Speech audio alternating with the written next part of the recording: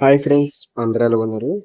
అందరూ ఎంతగానో వెయిట్ చేస్తున్న డిప్లొమాకి సంబంధించి C23 రిజల్ట్స్ అయితే రిలీజ్ అయితే అయిపోయాయండి. అయితే ప్రీవియస్‌గానే మనకి C23కి సంబంధించి రిజల్ట్స్ అయితే రిలీజ్ అయితే అయిపోయాయి కానీ, అందులోని మనకి C23లో థర్డ్ సెమ్‌కి సంబంధించి రిజల్ట్స్ అయితే రిలీజ్ అయితే అవ్వట్లేదు, ఓపెన్ అయితే అవ్వట్లేదు అని చెప్పేసి చాలా మంది అయితే అడగడం జరిగింది. సో, ఫైనల్‌గా మనకి థర్డ్ సెమ్ సంబంధించి కూడా రిజల్ట్స్ అయితే రిలీజ్ అయితే అయిపోవడం జరిగిందనమాట.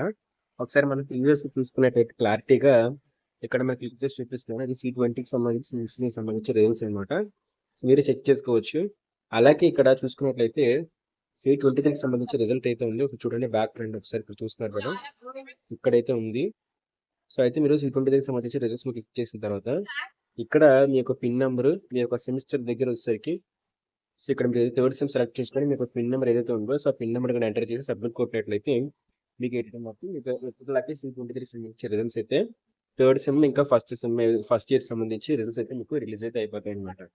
సో, ఇది ఫ్రెండ్స్ డిప్లొమాకి సంబంధించి అప్డేట్. సో, డిప్లొమాకి సంబంధించి అదే విధంగా ఏపీ ఈసెట్ కానివ్వండి, అలాగే మనకి డిప్లొమాకి సంబంధించి కూడా ఏదైతే ఎంటీఎఫ్, ఆర్టీఎఫ్‌కి సంబంధించి స్కాలర్‌షిప్ అప్డేట్స్ కూడా మన యూట్యూబ్ ఛానల్ త్వరలో రావడం అయితే జరుగుతుందనమాట.